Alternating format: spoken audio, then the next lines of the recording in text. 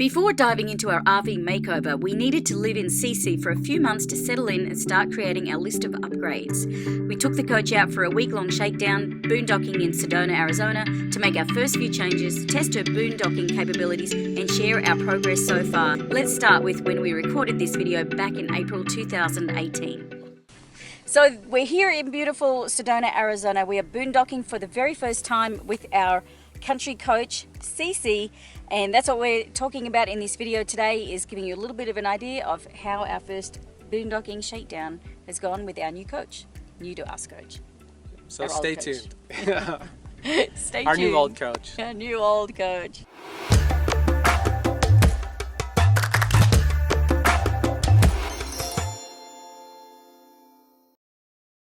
Just beautiful.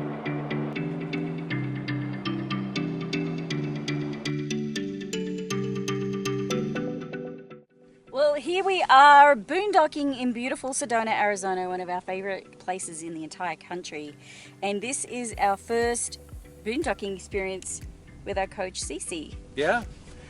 Pretty exciting. We have boondocked in very close to here with Rocky, but our very first boondocking here with Cece, and so far, so great. So this is day 8 of boondocking. I think we've only left the campsite once. Yeah, we're working too much these days. We are, but it's really fantastic to be here in this amazing location. As you can see, we've got multi-million-dollar views behind us, absolutely free. We're off Forest Road 525, and yeah, this is just spectacular. It's been super quiet. There's no one else near our campsite. The weather's been fantastic, and we're just getting settled into CC, our country coach, really, and just seeing how things shake out on our first boondocking trip and getting a feel for each other. Well, Marc's decided that the wind's too bad here, so we're going to move to the other side of the coach. So The weather has been gorgeous here this week. We've been seeing daytime highs in the 70s and nighttime lows in the 50s, which is pretty much ideal boondocking weather. We've had a couple little hiccups with the coach when we got here. The entry steps were not working, so that's been a little bit challenging. And still not working. Still not working 6 days later. Haven't been able to figure that out yet.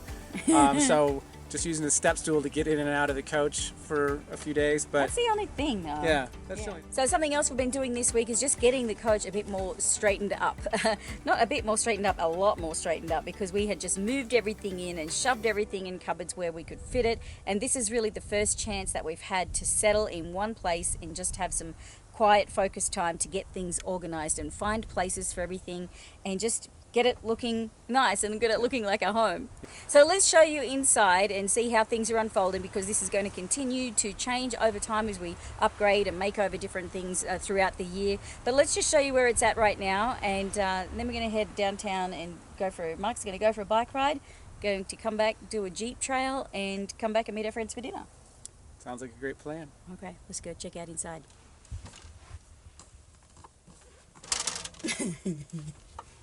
A little tricky getting in with the steps not working, but all right.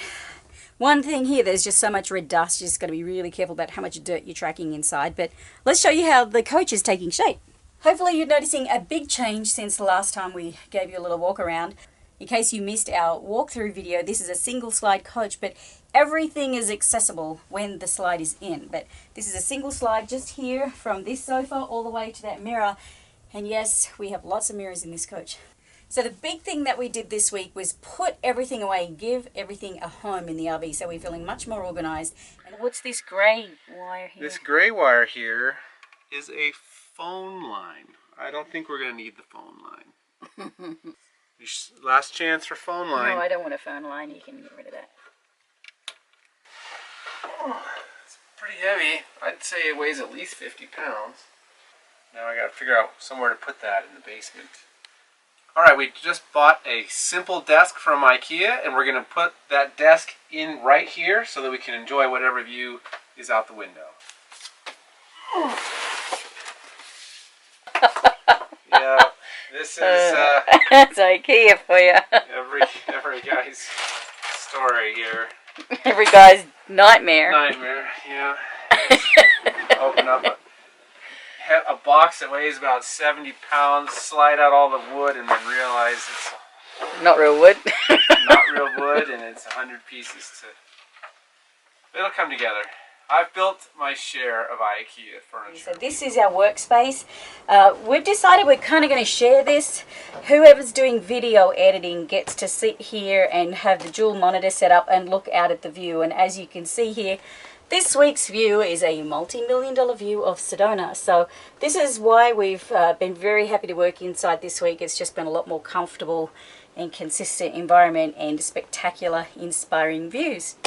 So this is working out great. This is a little desk that Marc's mostly been working from this week.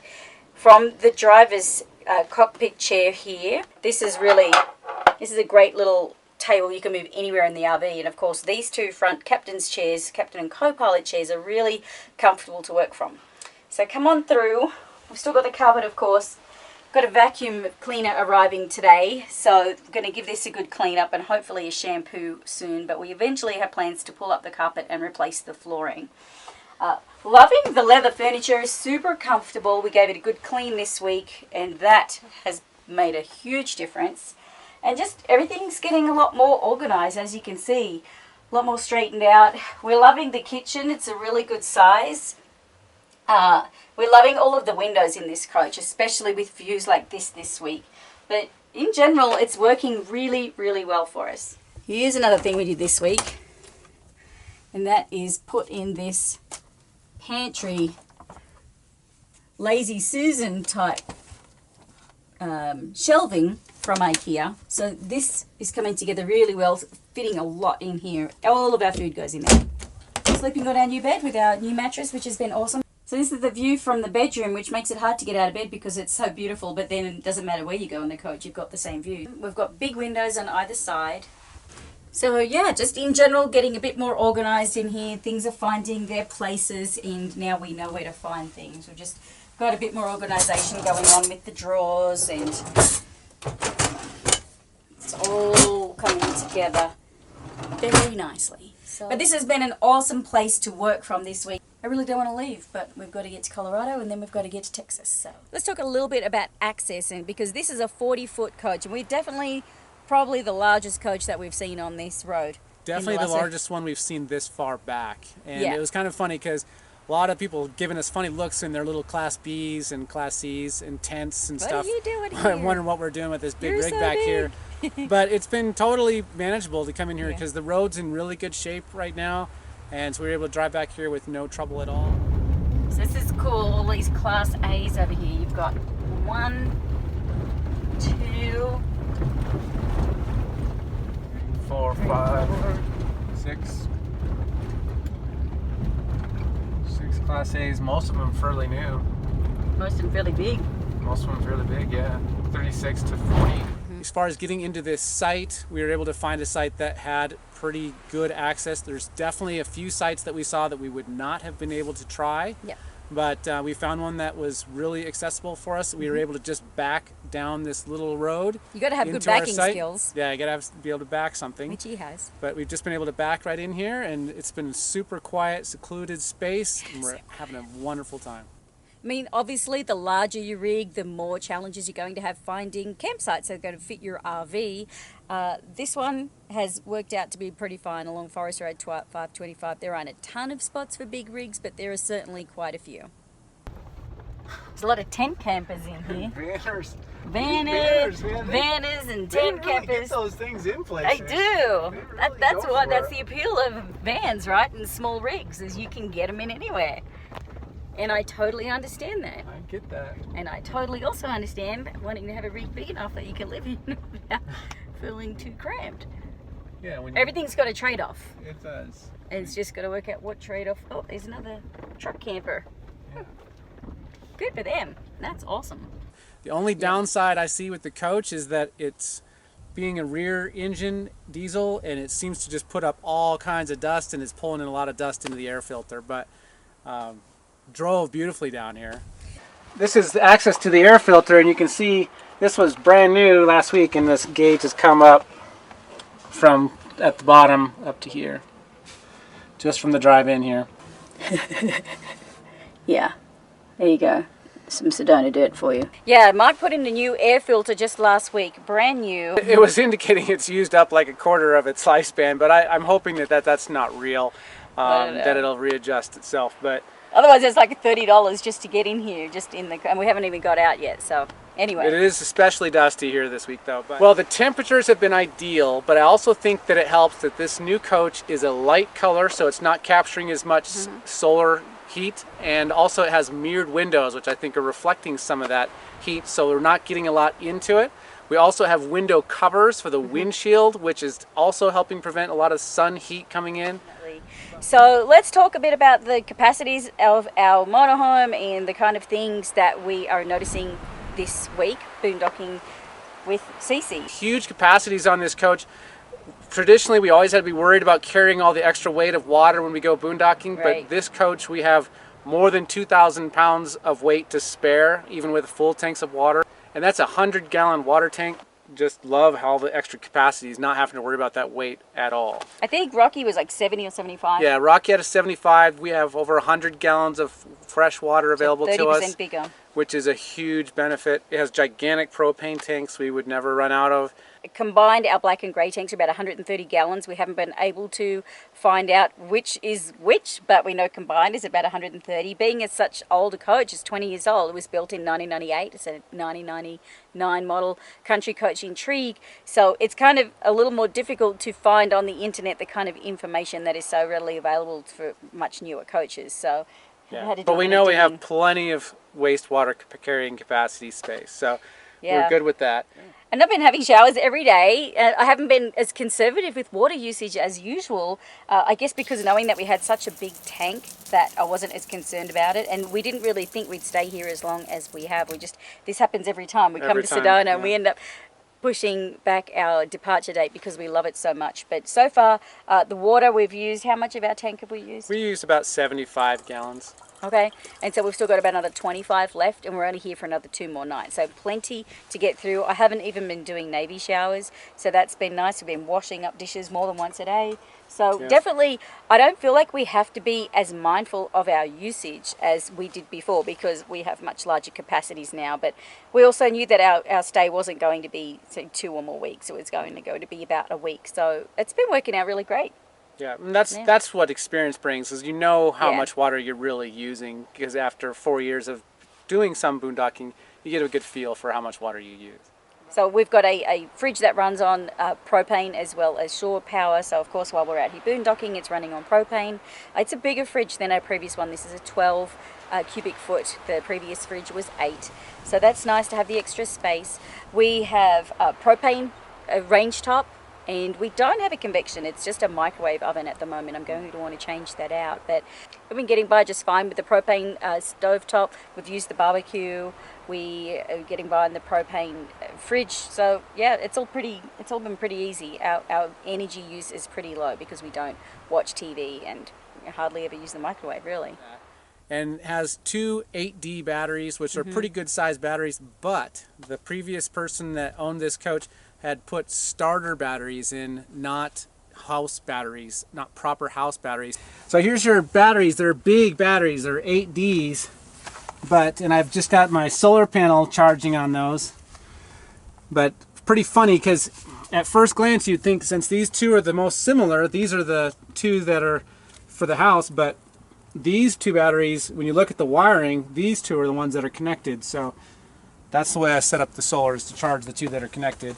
I don't feel like they're holding a charge very well, considering they're just not meant for that type of draw. So the batteries currently here are a poor choice by the previous owner.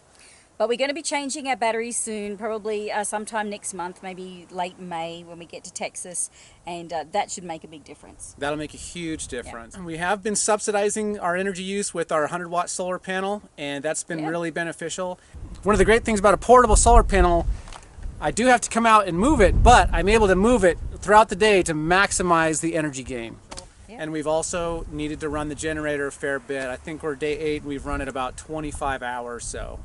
And one of the reasons for that is because we've been doing a lot of work actually on our laptops, and so that's mostly the power usage that we've had. Yeah, it's been crazy. Yeah. We run this generator for hours and hours and hours, mostly just to charge laptops. Right.